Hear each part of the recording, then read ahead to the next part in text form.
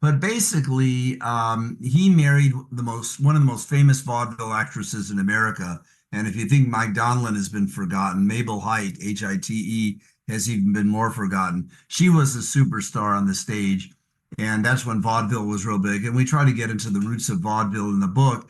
And basically, there's no surviving tape of her. You can't find her on YouTube, and we'll talk about why that is a little bit later. And so they were married in 1906. Mike started the 1906 season on fire, and he was at a very high batting average. I think he was second in the league. In May, he in a sliding accident, he fractures his ankle, and he's basically done for the year. He comes back for a few pinch hitting performances.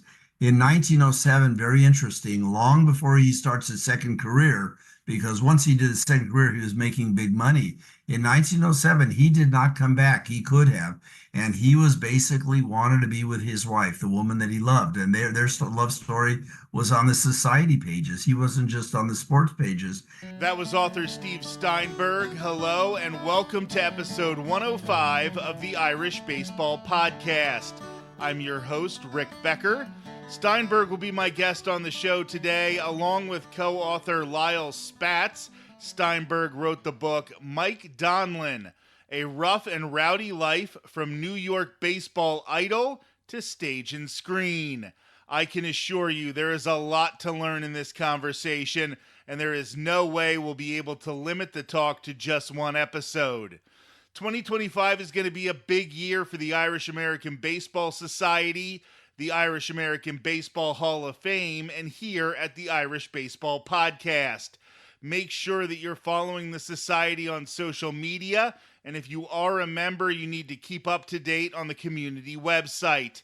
Right now, let's welcome Steve Steinberg. Thanks for being here, Steve. Thanks, Rick, and thanks for the opportunity to share the story about this great ball player, remarkable story, the guy who has been virtually forgotten. Yeah, it is interesting because this is a player who sort of came on our radar here at the Irish American Baseball Society over the past year. And then we saw that back in May of 2024, you released this book about Mike Donlin. So why don't you first sort of talk about his background before baseball, because his Irish roots are obviously a big part of why we're so interested in him, but some of his early life and what led him to the game.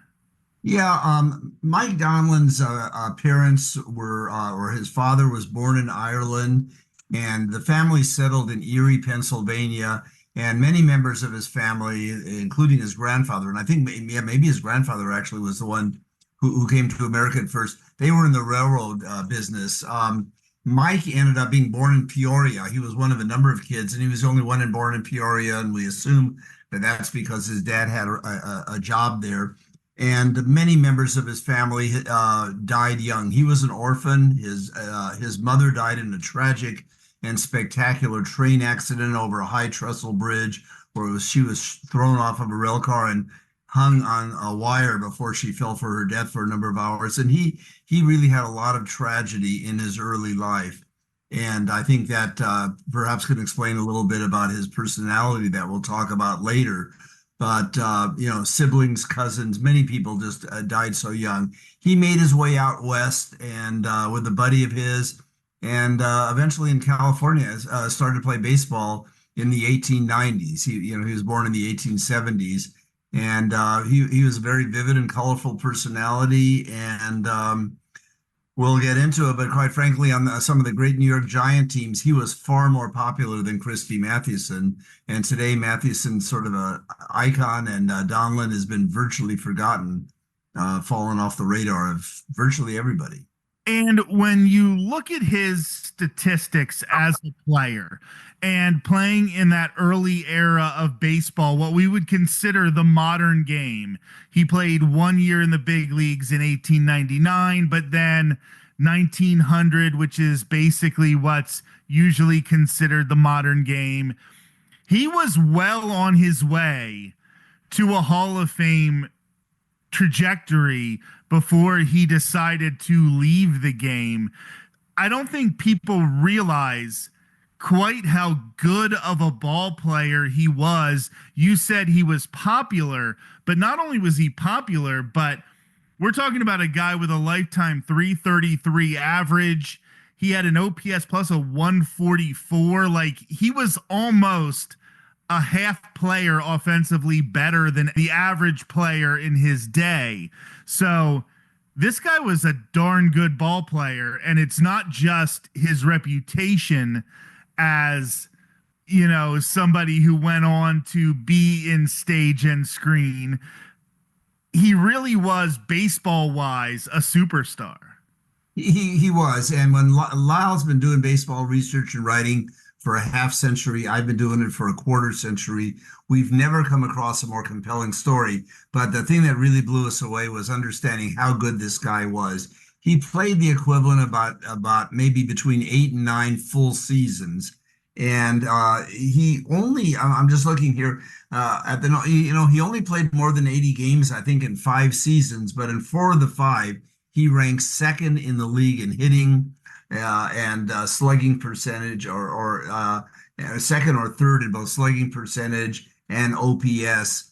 And he did play in over 1,000 games. He was nosed out for the batting title in the American League by Lajoie, and the National League twice by Honus Wagner.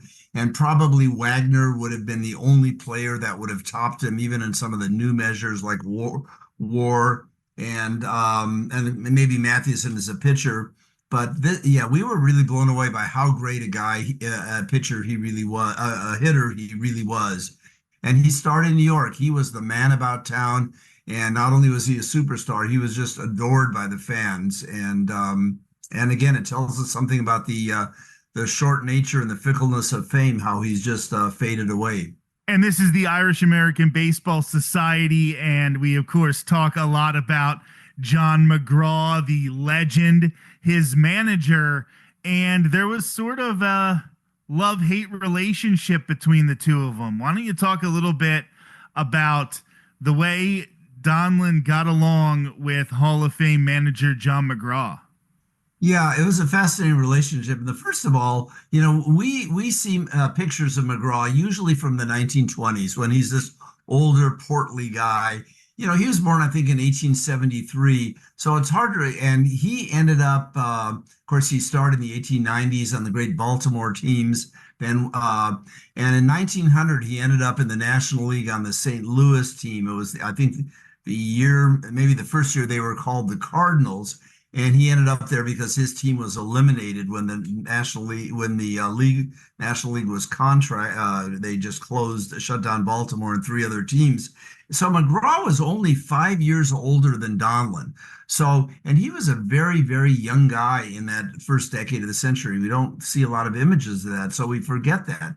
And he and Donlin were both fiery personalities, and I think they egged each other on. They both were tossed out of many games, and that's a ongoing work in progress that some Society for American Baseball researchers are doing, continuing adding to that database.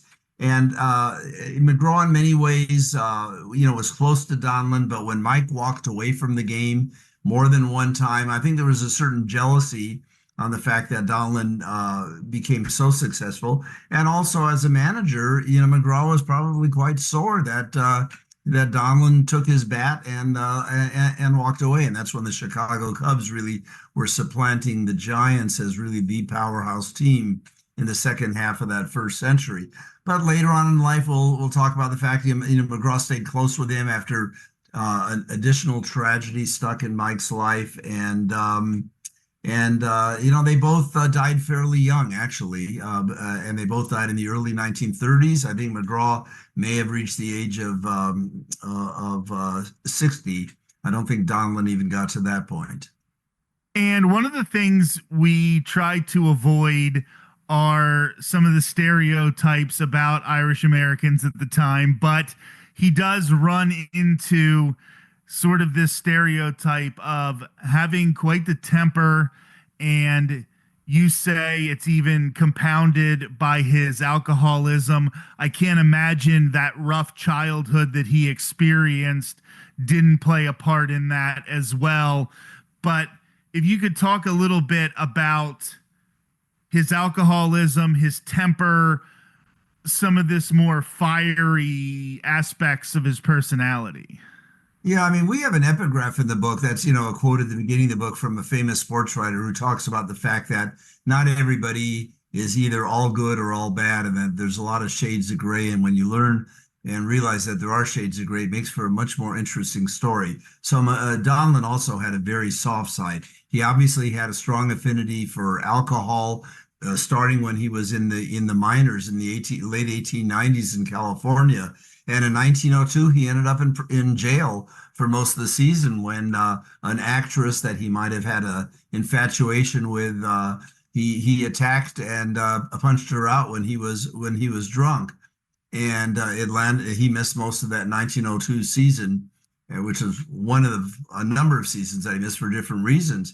And he just he on the playing field when he stepped between the lines was just incredibly fiery, incredibly hot-tempered, and yet he didn't seem to hold grudges. And when the game was over and he left the ballpark, he was a different kind of guy, except again when he hit the bottle. But we'll see that for a certain reason he actually stopped drinking for a number of years, and that was for the woman that he loved, who basically laid down the law for him, either in drinking or her.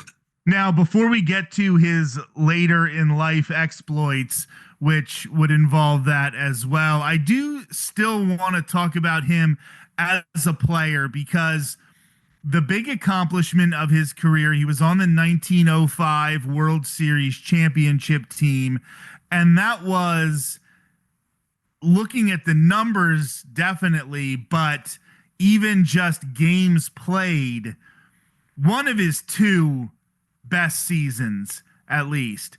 356. He had a 166 OPS plus. When you talk about WAR, he had a 6.4 WAR. That is gigantic. That's, Juan Soto numbers. And he was in the biggest city in the country. This was when athletes were starting to become celebrities in the U.S. How big of a deal was this guy? Well, he was enormous. And in 1908, which was the other big season when the Giants went down the wire with the Chicago Cubs, the famous Merkle game, and it all came down the season to one game, and the Giants did lose that game. And not only was he that big, but he reveled in the attention, the man about Broadway, as opposed to Christy Mathewson, who was actually a very aloof guy. And we talk about the fact that briefly, that Mathewson said when the game was over, he didn't know anything to the fans. But Donlin just loved that adulation, and like I said, it just it fired him up. Now, when you look at things like his drinking and his rowdy behavior, and those 2 years, 1905, 1908, they do stick out. He played 150 games in 1905. He played 155 games in 1908. So it seemed like those 2 years, in addition to just playing out of his mind, he might have had his stuff together a little bit more those 2 years, because he was showing up to the ballpark at a consistent basis. When you look at his other years, I mean, 60 games played, 42, 68, 34. Like, he had some really sketchy years where he wasn't putting in even 100 games. But those 2 years, he was showing up to the ballpark and he was producing.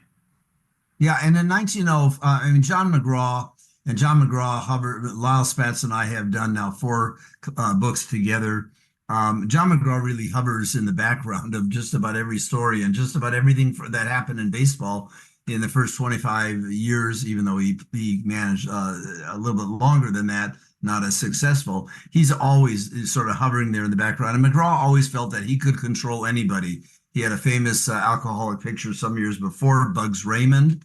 And even though Raymond went south on him, McGraw did get one good season out of him. And after Donlin, McGraw had another famous alcoholic pitcher who later was banned from baseball, named Phil Douglas, who was really one of the heroes that let McGraw win the world championship again in 1921. And so he deserves the credit because Donlin stayed very much under control in 1905. I think by 1908, when he was already married a couple of years, perhaps his wife deserves more of the credit, and maybe even in 1905 because they were probably dating at that time. So McGraw just felt that he could handle just about anybody, and with Donlin, it worked very well when Mike decided he was going to play. Definitely, he was a man about town, like you said. He was getting the attention. He was a celebrity. But what was he doing money-wise? Like, this was still before the huge contracts for baseball players, if I'm not mistaken. Or was he making a pretty good living? Well, he was one of the higher paid players in the game at the time. I think in 1908, I've seen different accounts, $6,000 or $8,000. Doesn't seem like a lot, but it was one of the highest paid. Of course, McGraw was making a lot more.